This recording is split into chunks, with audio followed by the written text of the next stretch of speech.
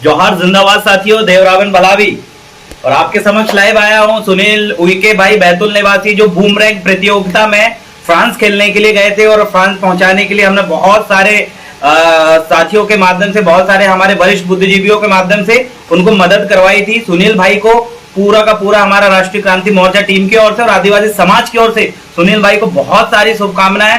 आप फ्रांस गए और आपने फ्रांस में तिरंगा झंडा लहराया, देश का नाम ऊंचा किया, अपना नाम, परिवार का नाम ऊंचा किया। इसके लिए सुनील भाई का बहुत बहुत हम बधाई देते हैं। और अगली चीजें आपको पता है, जो बूमरैंग है, बूमरैंग मोगली का हथियार है। मोगली के बारे में बहुत महत्वपूर्ण जानकारी है। मोगली है सिवनी के एक जंगल के एक उनका स्थान बनाया गया, प्रतिमा बनाई गई है। मोगली के बारे में बताया जाता है कि मोगली वहीं के है। जहां उनका स्थान बनाया गया है मोगली का, वहां गौंड समुदाय के भलावी, जिनका गोत्र है, उनका अमूदागढ़ करके, जो हमारा गढ़ की जो शुरुआत होती है हर आदिवासियों में, टोटम कस्टम और उनके गढ़ पैंठाना, ये सभी चीजें होती है। तो वैसे ही मैं भलावी गोत्र का हूं और हमारा जो गढ़ है वो है अमूदागढ़। अमूदागढ़ उसी सिवनी के वन क्षेत्र में था, तो वहीं पर मोगली भी है।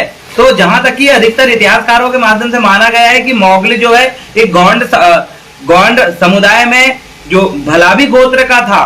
तो इस प्रकार से कुछ जानकारी है जो हमारे सामने बहुत सारे लोग माध्यम से पता चली है। लेकिन खैर, मोगली एक आदिवासी है और हमारे सिवनी का है और गौंड समुदाय का है। ये बहुत बड़ी गर्व की बात है, क्योंकि मोगली को पूरे भारत ही नहीं, पूरे विश्व के स्तर पे जाना जाता है। ऐसा कोई कंट्री नहीं है जहां पर मोगली की बात नहीं होती। हर बच्चे के जुबान पे जब सीरियल की बात होती है तो मोगली की जरूर बात होती है। और उसी मोगली का जो हथियार है, जिसे इंग्लिश में बूमरैंग कहा गया है और जिसे हम हिंदी में पंजा कहते हैं, जिस पंजा को वो फेंकता था और फेंकने के बाद वो हथियार उसके हाथ में आ जाता था। जी हाँ, ऐसा हथियार हमारे पुरखों के पास था। और उसी मोगली के जो खेल है, जो उस गौंड समुदाय का खेल है, जिसे भारत में लगभग विलुप्त होने के कगार में, भारत में उसे राष्ट्रीय खेल के स्तर पे नहीं रखा गया है, लेकिन भाई सुनील और साथ में विवेक मॉन्ट्रोस जी के माध्यम से उस खेल का प्रचार प्रसार किया जा रहा है। और उस खेल को विलुप्त होने से बचाने के लिए मैं धन्यवाद करना चाहूंगा बूमरैंग के, जो जिन्हें हम बोलते हैं जींस वाला मोगली जिन्हें बोलते हैं, उनको मैं बहुत बहुत धन्यवाद देना चाहूंगा कि आदिवासियों का ये पंजा और जो बूमरैंग वाला इस खेल को आपने अंतर्राष्ट्रीय स्तर पे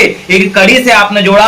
विवेक मॉन्ट्रोस जी, सुनील भाई और उनके साथ सभी साथियों को मैं बहुत बहुत धन्यवाद देना चाहूंगा। और ज्यादा से ज्यादा साथियों को कहना चाहूंगा कि अगर हम क्रिकेट खेलते, कबड्डी खेलते, कुश्ती लड़ते, बॉक्सिंग और विभिन्न प्रकार के खेल है, उन सभी खेलों में बहुत कॉम्पिटिशन है। लेकिन अभी लेटेस्ट वर्तमान में बूमरैंग एक ऐसा खेल है जिसका ज्यादा कॉम्पिटिशन नहीं है। तो इसमें ज्यादा से ज्यादा साथी इस खेल को खेले और इंटरनेशनल स्तर पे अपने आप को प्रेजेंट करे। आपको विदेश जाने का मौका मिलेगा, एक घूमने का मौका मिलेगा, खेल को समझने का मौका मिलेगा। तो और साथ में भारत सरकार से हम सभी लोगों को ये आवाज उठाना चाहिए कि इस खेल को राष्ट्रीय खेल के उसमें शामिल किया जाए। और साथ में बहुत सारी चीजें हैं। विदेश में हमने देखा कि किस प्रकार से ट्राइबलों के जो व्यंजन है उसको आदिवासी व्यंजनों का एक दर्जा मिला है, आदिवासी व्यंजन में दर्जा मिला, आदिवासी गीतों का एक महत्वपूर्ण गीत को दर्जा दिया गया है। वैसे ही भारत में भी ये होना चाहिए कि जो ट्राइब्स का जो सबसे बेहतरीन जो खाना है, चाहे हम उसे पेजा लचका बोलें या महुआ बोलें, जिसको खाते हैं, उनको जो आदिवासियों का एक भोजन को राष्ट्रीय भोजन, आदिवासियों का राष्ट्रीय भोजन घोषित होना चाहिए,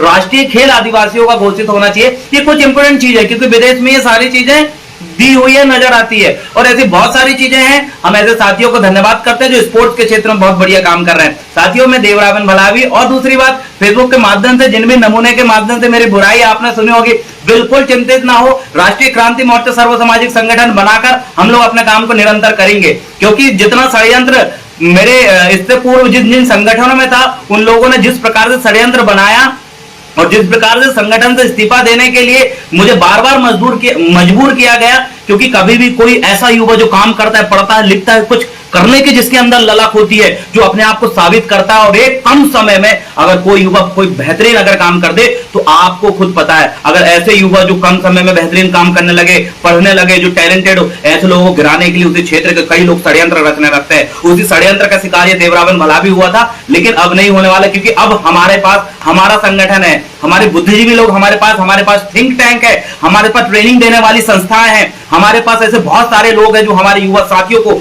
शैक्षणिक, राजनीतिक, सामाजिक और आर्थिक रूप से मजबूत करने के बेहतरीन प्लान हमें देती है। तो हम किसी चीज के लिए हम अधूरे नहीं है, हमारे पास वो सभी चीज उपलब्ध है कि हम आगे बढ़ सकते हैं। और उन सभी गिराने वाले और राष्ट्रीय क्रांति मोर्चा को बदनाम करने वाले जितने भी संगठन हैं, उन संगठनों में जुड़े जितने भी लोग हैं, उनको चेतावनी देना चाहता हूं कि देवरावन भलावी LLB लॉ का स्टूडेंट है और अगर मैं चाहूं तो तुम्हारे ऊपर जिस प्रकार से भारत संविधान में ये कहा गया है कि आपको संगठन बनाने की स्वतंत्रता है, उसी स्वतंत्रता के आधार पर मैंने राष्ट्रीय क्रांति मोर्चा बनाया। और जो जो लोग राष्ट्रीय क्रांति मोर्चा का विरोध कर रहे हैं, गलत प्रकार से वो कर रहे हैं, इसका मैं आपके ऊपर मानहानि का दावा ठोक सकता हूं, आपके ऊपर मुकदमा दायर कर सकता हूं। लेकिन आप समाज को इस हेतु में छोड़ रहा हूं, अन्यथा और कोई होता तो मैं उसको कोर्ट कचहरी में घसीट के वो हाल करूंगा जो आपने कभी सोचा नहीं होगा। वो उन लोगों की बात कहना चाहता हूं जो मेरे द्वारा किया हुआ जो राष्ट्रीय क्रांति मोर्चा का विरोध कर रहे हैं। राष्ट्रीय क्रांति मोर्चा किसी संगठन को तोड़ने के लिए नहीं बनाया गया है, ये सर्व सामाजिक संगठन है। इस धर्म को छोड़कर अन्य अत्याचार, शोषण, भ्रष्टाचार और जल जंगल जमीन की लड़ाई को लड़ने के लिए बनाया गया है, क्योंकि हमने देखा जल जंगल जमीन की लड़ाई सिर्फ और सिर्फ आदिवासी समुदाय लड़ता है, बाकी उनके साथ दूसरे लोग शामिल नहीं हो पाते।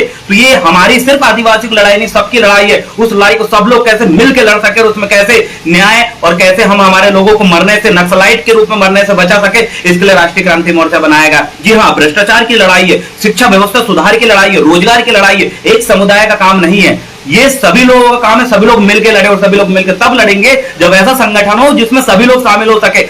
कोई भी अभी वर्तमान में ऐसे संगठन चल रहे हैं जो एक जाति एक धर्म को डेडिकेट करते हैं, एक जाति एक धर्म के लोग उनसे जुड़े हुए हैं। लेकिन राष्ट्रीय क्रांति मोर्चा एक ऐसा संगठन है जिसमें हम सभी जाति समुदाय के लोगों को जुड़े हैं। और सबसे बड़ी विडंबना क्या होती है, वो होती है धर्म की। धर्म के नाम पे सबसे ज्यादा झगड़ा होता है, सबसे ज्यादा मनमुटाव, सबसे ज्यादा सांप्रदायिक दंगे होते हैं। इसलिए राष्ट्रीय क्रांति मोर्चा का यह कहना है कि धार्मिक मामलों में आप अपने सामाजिक संगठन, धार्मिक संगठन के साथ जुड़िए, लेकिन जब भी बात आ गई अन्य अत्याचार, शोषण की, शिक्षा, स्वास्थ्य, भ्रष्टाचार की, जल जंगल जमीन की, तो राष्ट्रीय क्रांति मोर्चा के बैनर तले सभी समाज के लोग एक साथ आवाज उठाएंगे। शिक्षा व्यवस्था को सुधारने के लिए, भ्रष्टाचार को खत्म करने के लिए, जल जंगल जमीन को बचाने के लिए साथियों आइए हमारा साथ दीजिए। और जो लोग विरोध कर रहे हैं उनको विरोध करने दीजिए, क्योंकि जीवन में वो व्यक्ति आगे बढ़ता है, जीवन में वो व्यक्ति सफलता का कदम चुनता है जिस व्यक्ति के द्वारा लगातार काम किया जाता है। क्योंकि बुराई और कमी निकालने वालों की संख्या बहुत है और ये लोग वहीं तक सीमित रह जाते हैं, एक दिन ये स्थिर रह जाते हैं। और जब कुछ करने वाले लोग कुछ करके आगे निकल जाते हैं, ये लोग बोलते हैं कि हमें पता था कि तुम जरूर आगे बढ़ते। क्योंकि दोस्तों, शिक्षित होने वाला व्यक्ति, प्रशिक्षित होने वाला व्यक्ति, पढ़ने लिखने वाला व्यक्ति और असफलताओं से घबराकर नहीं बैठने वाला व्यक्ति हमेशा सक्सेस हासिल होता है, क्योंकि लगातार हमारी कोशिश जारी रहेगी। और कहते हैं कोशिश करने वालों की कभी हार नहीं होती। तो सुन लो नमूना बेवकूफो, जो लोग देवरावेन का विरोध कर रहे हैं, जो लोग राष्ट्रीय क्रांति मोर्चा का विरोध कर रहे हैं, तुम्हारा काम है तुम ईमानदारी से इसका विरोध करो। मेरा काम है कि मेरा अपने काम को मैं अंजाम देता रहूं, लगातार अन्याय अत्याचार के खिलाफ मैं आवाज बुलंद करूंगा। सागर 4 तारीख को जा रहा हूं और आगामी समय में मैं होशंगाबाद में जो नर्मदापुरम में जो घटना हुई वहां पर भी मैं जाऊंगा और आगामी समय में जहां जहां गलत होगा वहां पर मैं खुल के लड़ूंगा, आंदोलन करूंगा। इतना सारी FIR मेरे ऊपर दर्ज है, मुझे पता है कि मैंने कितनी कुर्बानी समाज के प्रति दिया हूं, मुझे पता है कहां कहां मैं 22 दिन जेल में रहा हूं, मुझे पता है मैंने क्या कुर्बानी दी हूं।